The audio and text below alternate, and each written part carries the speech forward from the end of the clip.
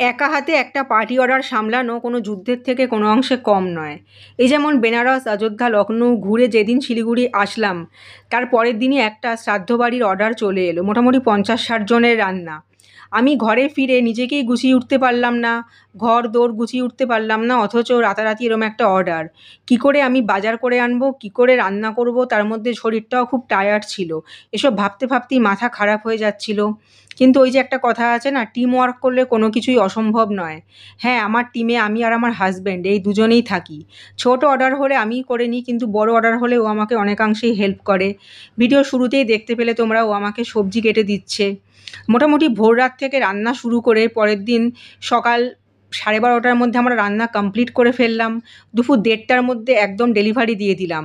অনাথ আশ্রমের বাচ্চারা খাবে বলে আমাকে একটু তাড়াতাড়ি ডেলিভারি দিতে হয়েছিল। তবে আসল অ্যাচিভমেন্ট হলো সন্ধেবেলায় যখন কাস্টমার ফোন করে বলল রান্না সবাই খুব তৃপ্তি করে খেয়েছে, এটাই বড় পাওয়া।